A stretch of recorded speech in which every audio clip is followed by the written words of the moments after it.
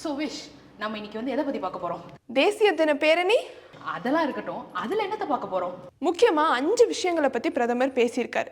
பொருளாதாரம், இளையர்கள், மூத்தோர், வருங்கால திட்டங்கள், எல்லாத்துக்கும் மேலே அவர் சிங்கப்பூர் ஸ்பிரிட் அப்படின்னு 5 டாபிக்ஸ்.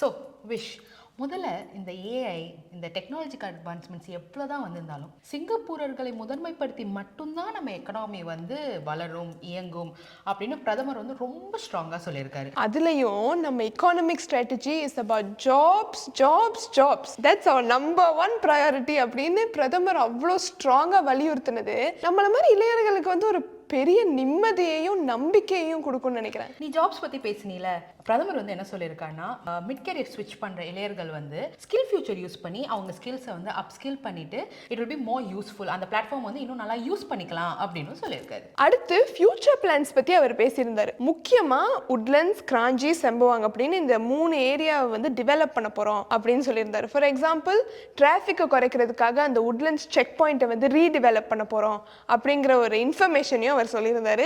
நான் வந்து உட்லண்ட்ஸ்ல தங்கியிருக்கேன் அப்படிங்கிறதுனால எனக்கு இதை கேட்கும்போது ரொம்ப எக்ஸைட்டிங்காக இருந்துச்சு.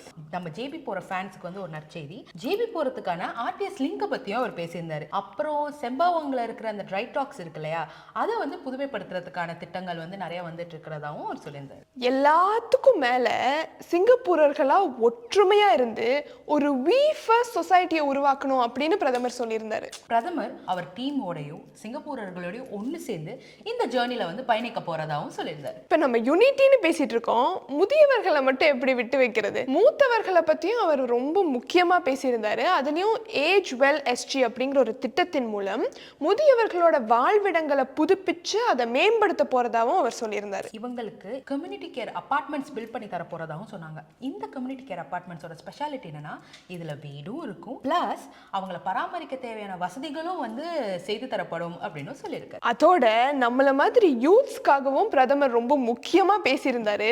என்னதான் ஏஐ அந்த மாதிரி நம்ம டெக்னாலஜி யூஸ் பண்ணாலும் அதுக்கான பேலன்ஸ் ரொம்ப முக்கியம். we have to balance it the right way அப்படின்னு அவர் சொல்லியிருந்தாரு. இளையர்களுக்கு வந்து நிறைய ஜாப் ஆப்பர்ச்சுனிட்டிஸ் வரப்போகுது அப்படின்னு சொல்லியிருந்தாரு.